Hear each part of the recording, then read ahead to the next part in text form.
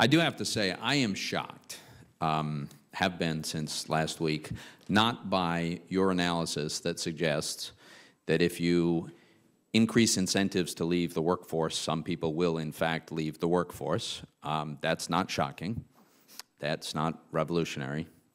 What's shocking to me is my colleagues suggesting that this is a great thing, that it's somehow a good thing to diminish the incentives to work. I don't know how we got to the place in America where work has become a terrible thing, that we must unshackle people from the misery of having to be productive and from actually supporting their family. And I don't know how it's lost on so many people in this town that work is a source of dignity, and it is the way people get ahead, and it has always been the source of advancement in our society. I'm not asking you to comment on that. I think you'd probably rather not. But I do want to be clear. Your analysis about the effects that result from the incentives of Obamacare, your analysis says that we will have a smaller workforce as a result. Yeah, correct? Absolutely. And a smaller workforce means a smaller economy.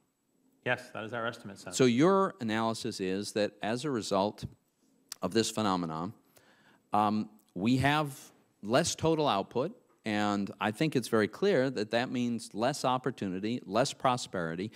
One of the things that's really disturbing about your projections is how meager the economic growth forecast is. For most recent decades, I'm not sure exactly what the time frame I have here, actually I guess about the last 60 years or so, even including the Great Recession, average real GDP growth's been over 3%. You are projecting that it, starting from next year forward, it just gradually declines every year, every single year, till we get to about 2%, which is well below our historical average. And what that means is just fewer people working, fewer people getting raises, fewer people advancing, and a lower standard of living. Isn't that what it means to have a 2% GDP growth instead of a 3% GDP growth? So let me just be clear here that the thing whose growth slows throughout the decade is the growth of potential output.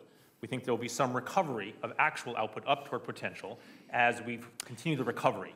But then potential output growth, you're right, Senator, right. We think will be much lower in the future than the past. The most significant part of that is the demographic change. It is the retirement of baby boomers, but there are other factors as well. Well, there are. And in fact, you knew very well the demographics of the aging population last year. That hasn't changed in the last year. Demographics are very immutable. But yet you've reduced your forecast for the actual size of our GDP. In fact, you reduced it so much between last year and this year. It's $1 trillion, which is a hard number to, roughly, $1 trillion in 2024. It's a hard number to wrap your brain around, so one way to think about it, that is the total economic output of Pennsylvania, West Virginia, Delaware, and Maryland combined. That's how much you have diminished your forecast of economic growth in 2024. So could you share with us the main reasons that you think our economy is going to be so much smaller now than you thought a year ago? So there are a large collection of factors, Senator. Part of it was that the national income accounts data were revised last summer, and that affected our view of how much output had grown in the past. It affected our view of what productivity growth was likely to be going forward. There were new data that changed our view of how much the labor force had grown in the past. So there are a lot of factors. We also did, as we've discussed, a reevaluation, a very intensive examination of the effects of the Affordable Care Act. Yeah. So this collection of things, it turned out that the revisions were largely in one direction, but we do think our current projection is the best one that we can give you at this point in time, recognizing tremendous uncertainty. But a significant contributing factor is the decline in the total workforce participation rate, isn't that? Oh, that's absolutely right. Yeah. If you look at the most significant factor explaining why growth will be slow in the future relative to the past is slower growth of the labor force. Yeah. And that is partly the retirement of baby boomers. It is partly that the big increase in women's participation in the labor force in the 70s and 80s won't be repeated. Right, but you knew that last year. I'm talking about the difference from this year to last year.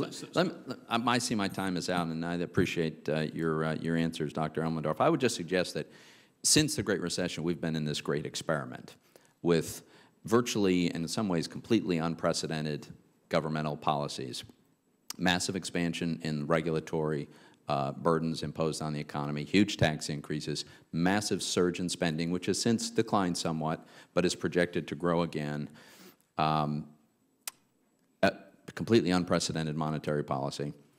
And I would just suggest that the data that's coming in is indicating this isn't working so well, and the forecast is for it to get worse. I hope we'll get off this path. Thank you, Madam.